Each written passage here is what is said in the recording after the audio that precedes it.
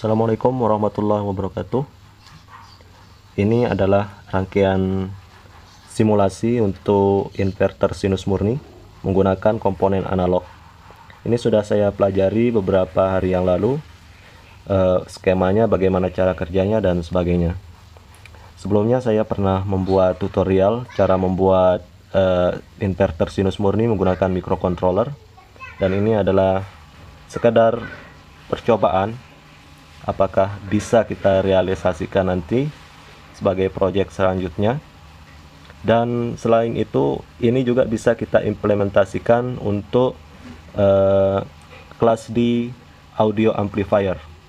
Jadi skemanya, sistemnya sama seperti pembuatan inverter pure sine wave. Oke, di sini juga saya sudah membuat rangkaian realnya. Nanti saya jelaskan bagaimana proses pengubahan sinyalnya, step by stepnya. Untuk sementara kita menggunakan simulasi ini. Kita lihat fullnya. Ini adalah rangkaian seluruhnya yang kita buat, termasuk ada bagian H-bridge, full bridge, rangkaian full bridge menggunakan MOSFET, ada driver MOSFET-nya. Kemudian kita bisa melihat nanti rangkaian sinyal outputnya seperti apa, sesuai dengan keinginan kita, yaitu sinus murni. Oke, di sini saya menggunakan sinyal generator, bukan menggunakan rangkaian op-amp. Jadi ini untuk sementara saja. Sekarang kita akan simulasikan.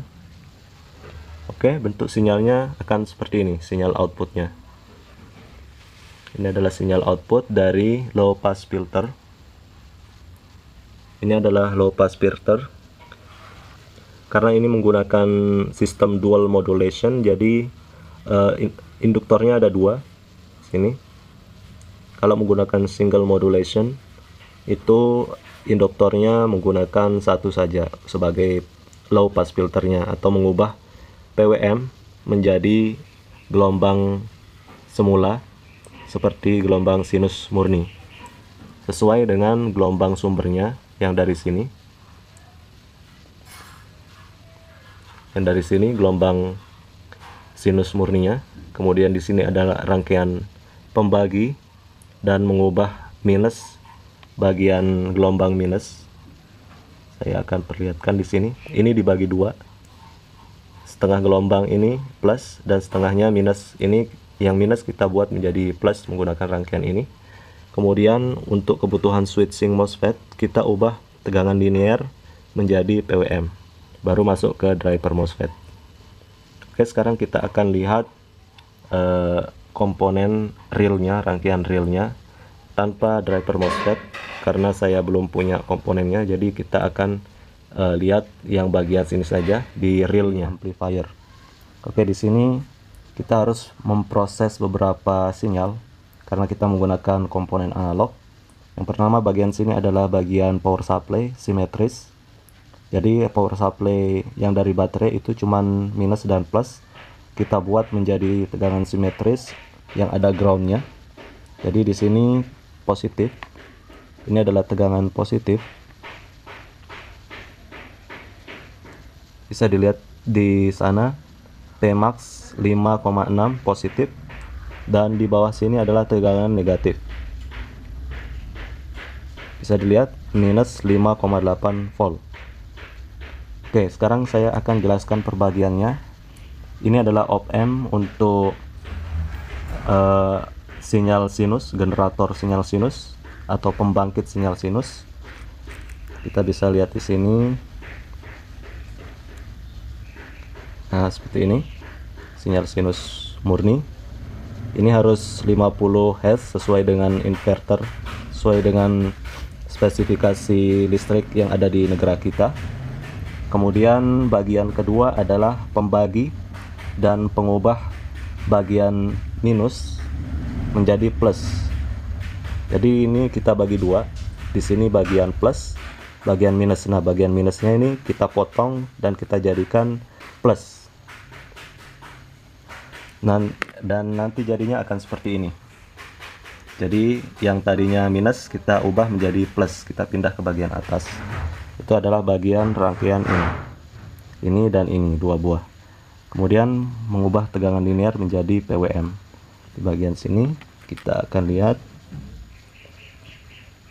bentuk PWM-nya akan seperti ini. Kalau kita lihat di bentuk tempat yang lebih jelas, nanti akan seperti ini. Ini adalah bagian PWM. Nah, kemudian nanti di bagian akhir kita butuh low pass filter supaya sinyalnya kembali menjadi seperti sinyal awal.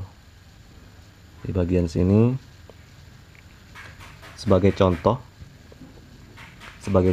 saya menggunakan resistor dan kapasitor untuk low pass filternya, jadi agak kurang bagus. Kita bisa putar potensiometernya, nanti hasilnya seperti ini. Ini masih setengah gelombang. Oke, untuk selanjutnya bagian low pass filternya ini hanya sebagai untuk tes. Nanti dari bagian PWM ini menuju ke bagian driver MOSFET. Kemudian ini bagian stage 2 nya. Untuk stage 1 kita harus membuat tegangan rangkaian untuk merubah DC 12 volt menjadi tegangan 380 volt. Baru kita ke bagian stage 2 nya. Oke, seperti ini rangkaian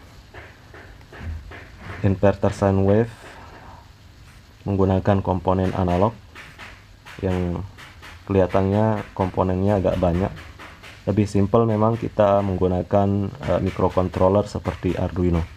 Tapi ini sebagai pelajaran saja, kita bisa melihat bagaimana proses pengolahan sinyalnya menggunakan komponen analog ini. Oke, thank you. Semoga bermanfaat. Jangan lupa di-share ke kawan-kawan.